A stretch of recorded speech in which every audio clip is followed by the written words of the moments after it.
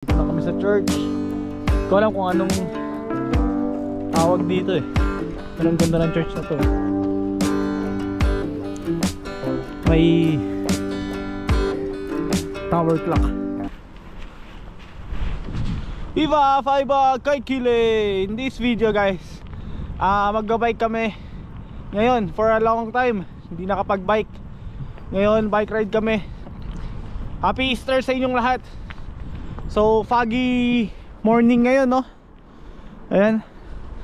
Tapos kasama ko si Henrik tsaka si Kuya Elmer.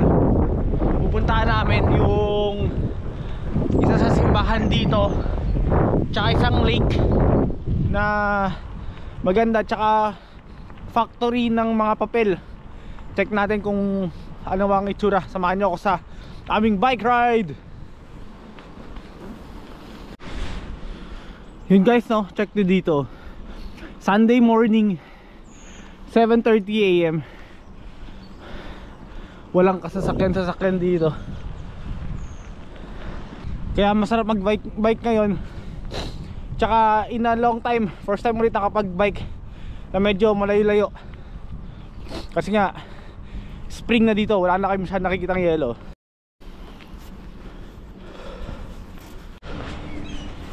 Yun guys, no? Dito na tayo sa center, city center dito sa amin.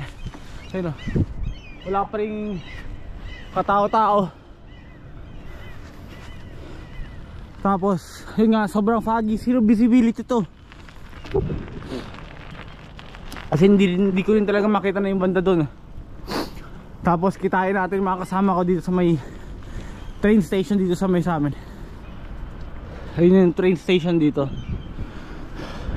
Hindi ko alam kung nandun na sila eh.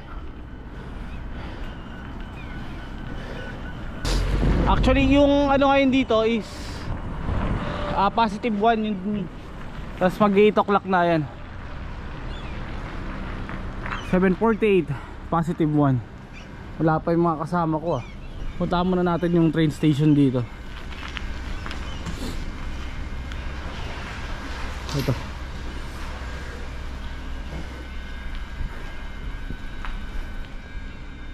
Dito lang ito, pag dito yung mga train station, dito lalagay yung mga bike. Kasi ito na yung mismong truck.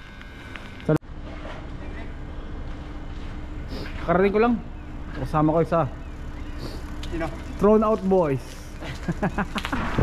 You know, dito na kami sa may Prisma. Grabe, sobrang lamig pa rin. Kala namin ano eh, negative 10, positive 10, negative 1 pa pala. Yung dalawang kasama ko. Ayo, warm up ride. Susunod tirahin namin Porbo, 100 kilometers.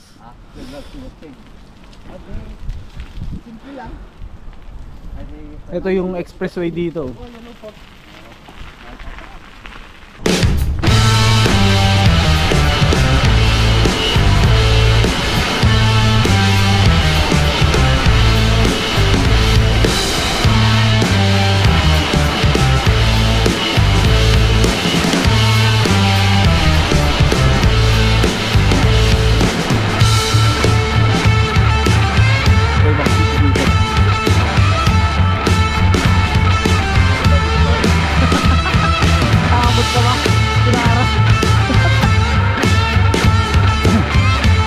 Kala namin ano pa rin, mainit. Sa tanghali kasi mainit eh. Eh ngayon mga alas 8 pa lang. Tapos medyo malapit na tayo dun sa pupuntahan natin. Sarap mag-bike talaga dito. Ito, malapit na kami sa lake. Sana makita kasi lang sobrang foggy. Ayun na. Anselta Kilmiyoki.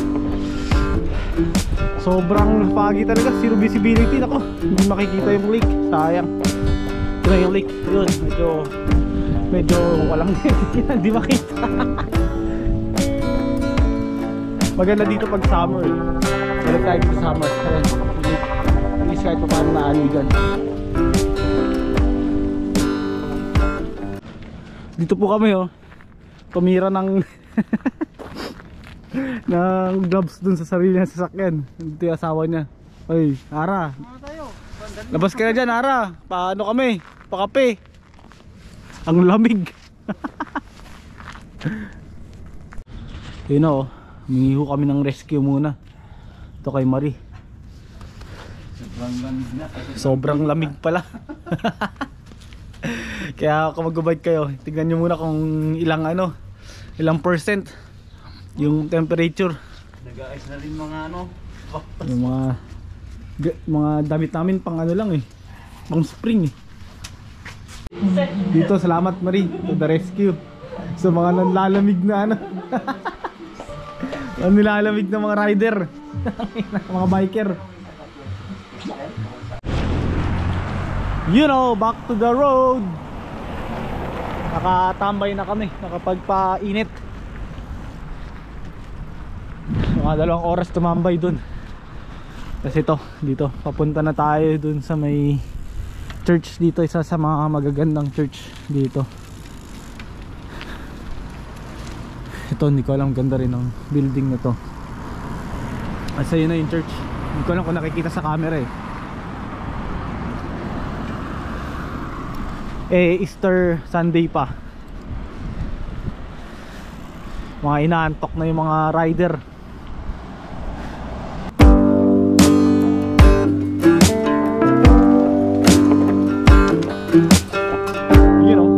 Sa church. Hindi ko alam kung anong tawag dito Pero ang ganda ng church na to. May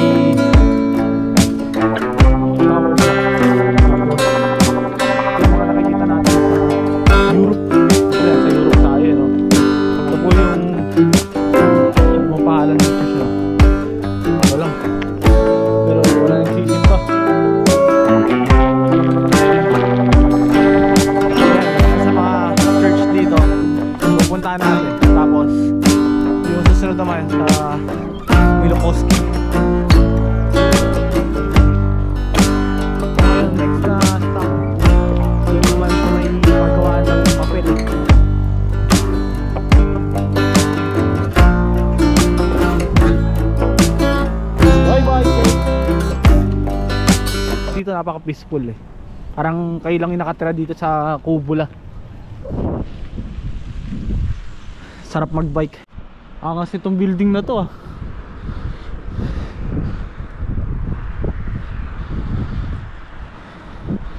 Isang lake naman ulit.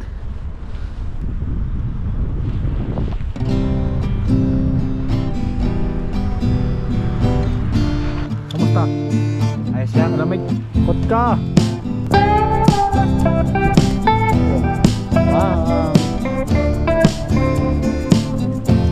Ito pa yung factory yan.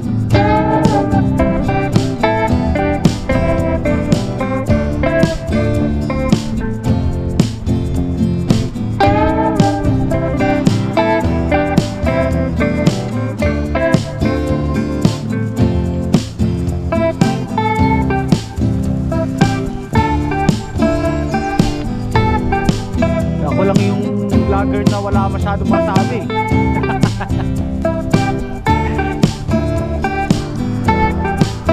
Shoutout.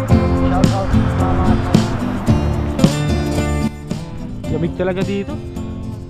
Kaya make sure pag nag-bike kayo dito, alam niyo yung talaga pupuntahan nyo. Kasi pag napunta kayo sa may mga lugar na walang establishment tapos sobrang lamig na, ako, yari kayo doon. Kaya dapat research din kayo kung para alam nyo rin kung saan kayo pwede mag stop over pang painit, lalo pag nag-video. Kasi syempre tatanggal kayo ng mga gloves nyan. Tapos ito na, dito tayo sa may wheels ng tren.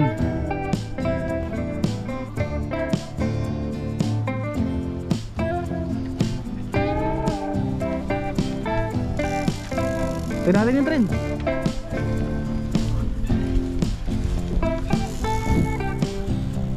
Dito na ho kami sa may Papunta Tumaki. Rough road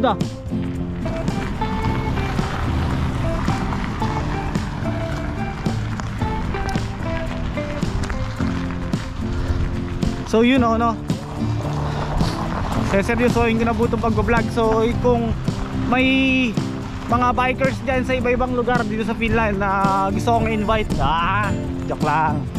Kayo kung gusto nyo magpa-invite, puntahan lang namin kayo para magkaroon din ng mga bagong kakalalang Pilipino sa iba-ibang lugar dito, di ba? Para ma-explore natin tong buong Finland. Tapos magkaroon din tayo ng mga memories kasama ang mga iba-ibang mga Pilipino. Doon pala yung racetrack ng kabayo. Sa susunod manood tayo dyan. Tapos yung kawork ko kasi champion siya ng hinete siya ng kabayo, champion siya dito. Tapos na balita siya. Ano naman. Ganda dito. Woohoo!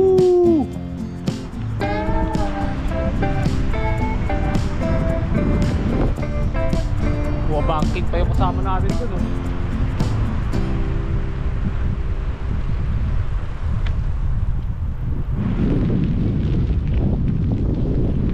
Kabayo. Asan? Ayun, doon tayo. Horse. Uy, ayos dito ah. Kubulan kat sa Tuskukse. Dito na po kami sa may San Lazaro Racing Park. Ito yung daming mga pasabog. Yan. Nice, lalaki ng mga kabayo. Putik, European. Nakatingin sa akin. Ayos dito, putik.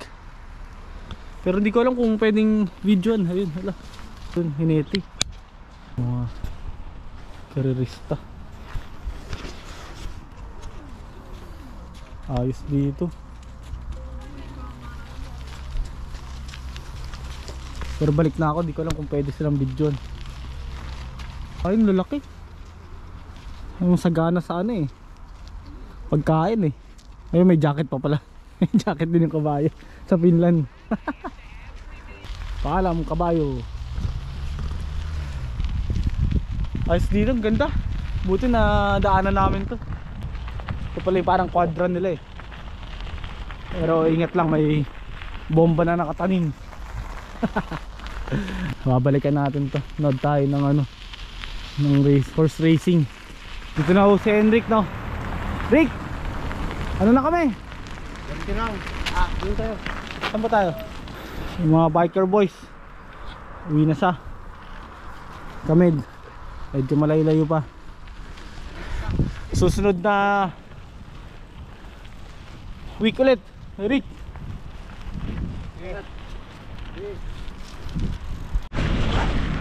Uwi na si paring Elmer. Nauna na si paring Henrik. Ito pakiskusta. Sa kanan ako, siya sa kaliwa. Ingat.